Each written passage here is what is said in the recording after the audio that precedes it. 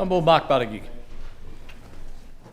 Thanks, Deputy President. I just wanted to make a few reflections on a couple of questions that were asked and the contrasting nature of them with respect to the opposition's position on privatisation. This goes to the question that was asked of the Treasurer about the transfer into public hands of that Northern Beaches Hospital, which we've heard about today, but also the opposition asking questions about stickers and the use of PA systems in industrial action.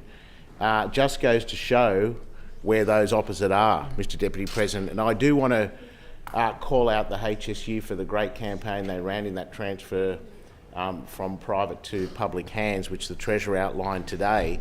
But wouldn't you think, if they were committed to their ideological position of privatisation, that they would get up here and ask questions about that transfer? Wouldn't you think that in Take Note, for example, they would engage us in a debate about privatisation if they thought there was still virtue in it? Now, this government came to power on a core promise of stopping privatisation, and that is exactly what we've done. Can you imagine, Deputy President, a more core function of a New South Wales Labor government or any government than providing emergency service departments to the public of New South Wales? Can you imagine? And can you imagine that under that lot over there, they were outsourcing it to the private sector?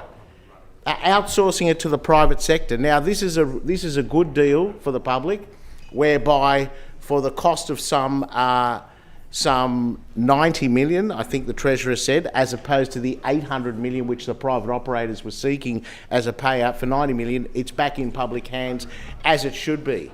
And this government's 190, I'm sorry. This government's been very, very clear about the fact that we will take responsibility for providing emergency services.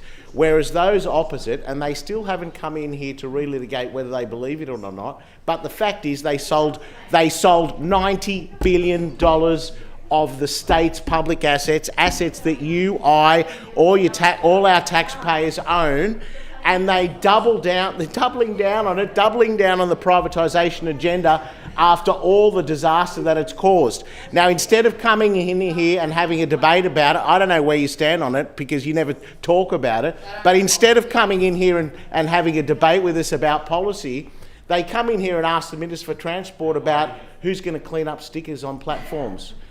Is it true that the RTBU, heaven forbid, are going to use a PA system to talk about industrial action? These are the affairs of state that they want to debate, instead of coming in here and backing in your privatisation agenda, which you clearly maybe do not believe in anymore.